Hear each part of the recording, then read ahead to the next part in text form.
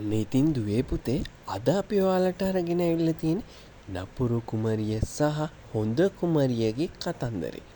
ඉතින් ඔයාලා මේ කතාවට ගොඩාක් ආස වෙයි කියලා මම හිතනවා. ඔන්න ඉතින් එකෝමත් එක කාලෙක ලස්සනට සූර්යාලෝකයේ වැටිලා ලස්සනට මල් පිපිලා ලස්සන කුරුල්ලෝ පියාඹල යන ලස්සන රාජධානියක් තිබුණා. ඉතින් ඒ රාජධානියේ මිනිස්සු සත්තු වගේම හැමදෙනාම හරිම සන්තෝෂෙන් තමයි කාලය ගත කරේ. මේ රාජධානියේ රජ කරේ ඉතාමත්ම ධාර්මිෂ්ඨ රජ කෙනෙක්. ඒ වගේම ඒ රජතුමාට හිටියෙත් හරිම කාරුණික ධාර්මිෂ්ඨ රැජිනක්.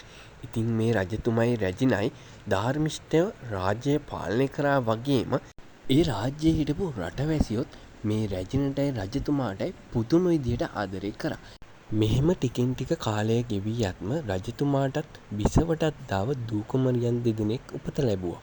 මේ කුමරියෝ දෙන්න උපත ලබද්දී එක් අහසක් නිල් පැහැයනොත් අනිත් අහස අඳුරු ලෙසත් හටගන්න පටන් ගත්තා. රජ පවුලේ බාලම දූ කුමරිය වුණේ නීලා කුමරියයි. ඇයට සතුන්ගේ මෙන්ම රටවැසියන්ගේත් ආදරයෙන් නොඅඩුවම ලැබුණා. ඇය හරිම කරුණාවන්ත තරුණියක් වුණා. ඇය කුඩා කාලේ හරිම කෙලිලොල් බවින් යුතුව විනෝදකාමීව ජීවත් වුණු තරුණියක් වුණා. රජ පවුලේ වැඩිමහල් දියණිය වුණේ කාලි කුමරිය. ඇය ඉතාමත් රූමත් කුමාරිකාවක් වුණත් ඇය හරිම අකාරුණික කුමාරිකාවක් වුණා. කාලය ගත වෙත්ම රජතුමා දිනක් දූවරු දෙදෙනාට කතා කරා. රජතුමා විමසා සිටියා දූවරුන්ගෙන් රාජ්‍ය පාලනය සම්බන්ධයෙන්. ඉතින් රජතුමා තීරණය කරා දූවරුන් දෙදෙනාට රාජ්‍යයන් දෙකක් පාලනය කර පෙන්වන ලෙස දැන්වන්න. එම පාලනයෙන් අනතුරුව ඔවුන්ට රාජ්‍ය ලබා දෙන බව දැනුම් දුන්නා. කාලයත් එක්ක නීලා කුමරිය නම් රටවැසියෙක් ලෙසට රටවැසියන් සමගින්ම කාලය ගත කරා. ඉතින් රටවැසියෝ නීලා කුමරියට නම් හරිම ආදරේ. නීලා කුමරිය මෙහෙම වෙද්දී කාලි කුමරිය නම් හැසිරුණේ වෙනමම විදියකට.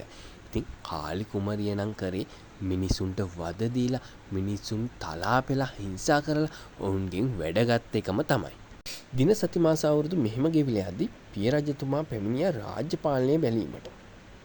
ඉතින් ඔන්න දවස උදාවත්ම රජතුමා නීලා කුමරියගේ රාජ්‍යයට පැමිණියා. නීලා කුමරියගේ රාජ්‍ය පිරිස නීලා කුමරියට හරිම ආදරේ.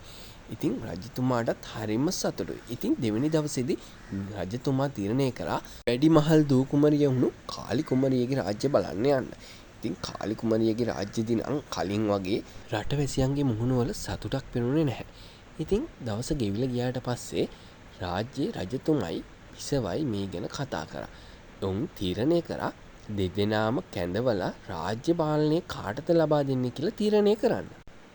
රජතුමා දූවරු දෙදෙනා කැඳවාගෙන ගිහිල්ලා මෙන්න මෙහෙම කිව්වා. දරුවනේ මම ඔබට ලබා දුන්නු කාලය අවසන්. දැන් තියෙන්නේ මගේ රාජ්‍ය ඔබ දෙදෙනාගෙන් කෙනෙකුට ලබා දෙන්න. රජතුමා තීරණය කළා රාජ්‍ය පාලනය ඔහුගේ ලාබාල්තම දියණිය වන නීලා කුමරියට ලබා දෙන්න. නමුත් නීලා කුමරියට නම් උවමනා වුණේ එය නොවේ.